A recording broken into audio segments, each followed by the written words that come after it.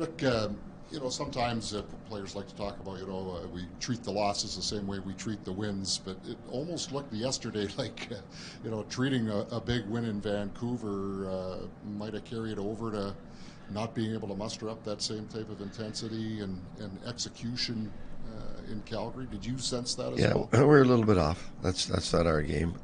When we're giving up that many rushes against, that means we're off. A little slow moving the puck.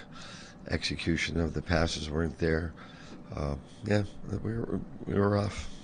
Communication issues too. It looked like there was, not between you and the players, but the players with the players on the ice on a couple of those plays. It all adds up. Yeah, right. It all adds up when you're a little bit off and your passing's not quite sharp, and the gap is a little bigger between your forwards and your D. And it's a little bit of everything. It's not just one particular thing. That should not be an issue tonight, considering the game before plus the opponent this evening. Well, we play hard against Minnesota. They play hard against us. It's going to be a good game. That's the thing about this league, as we all talk about. You play a bad game, you're pretty close. You're going right back out at and turn things around. So we talked about that last night. You flush it, and we prepare for Minnesota. Does it narrow the focus, though, in a little bit when you have a rivalry game coming off, something like that? Yeah. We know they're a good team. We know they scored 10 last night. We talked about that last night. They get 7 goals in the third period. I know 2 of them were empty netters, but they fought back. So there's a lot of fight in that team over there, and that's what we're going to see from them tonight. What can you tell us about the lineup? Do you have any changes planned? There'll be a couple changes.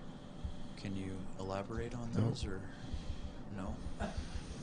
No.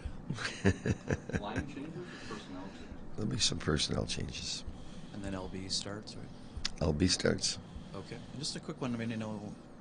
What's it like to see Declan Chisholm getting that chance with the Wild here? I know you had him for a little while here. What did you like about his game? Oh, what he is, he's a puck-moving defenseman. He gets back and he gets the puck moving. And he's good at it. So yeah, he's got good skills, got good puck skills, he's got good vision. So that's why they wanted him, and that's what we liked about him. Rick, I was just going over some of the numbers when Nikolaj Ehlers is on the top line. When Nikolaj is with Mark Scheifele, they've outscored the opposition 20-7. Connor with Scheifele, it's 21-18. Connor with Velarde, it's 6-5. Just wondering what the disconnect is with then Nikolaj on that top line, because he just doesn't seem to stay there. But when he is there, it's not really so much a disconnect. It's just we're just trying to get the balance with the 2 lines. That's really what it comes down to. Casey and Mark have had a history of playing together a long time. So you can look at the analytics, and that's right. But that game, that line, won us the game in Vancouver. So you see those things as well. So there's no disconnect. It's just a matter of us trying to balance things out a little bit better. Is it a trust issue then with Nick? Like, what is it that keeps him off there? Like, I'm looking at, or maybe your internal numbers are different. Well, yeah, again, you can't hide behind analytics. There's a lot of other parts to the game that you have to see. So the easy thing is to hide behind that, but there's a whole lot of other parts of the components of this game that play into fact for every player. So I know that's always an option. We always talk about that as an option, and you may see that again very soon. So we'll see what happens down the road, but we're coming off of it's game to game, and we're coming off of one of the best games we played in Vancouver. That line won the game for us, and we'll see where it goes from there. You said, I think, on the road, you talked to Nikolaj and Cole, I think. What's the message to both of them? Like, where they've had a couple of games where they spent way too much time in our zone, and there was just a lot of it was puck management, and you're not going to get any momentum to your game if you have poor puck management. Most of your shift time is spent in your zone. So now the energy you need to break away and use your speed and use your skill is used up playing defensive hockey that really is self-inflicted. So we're just trying to get them to make better plays going through the neutral zone, make higher percentage plays. It's as simple as that.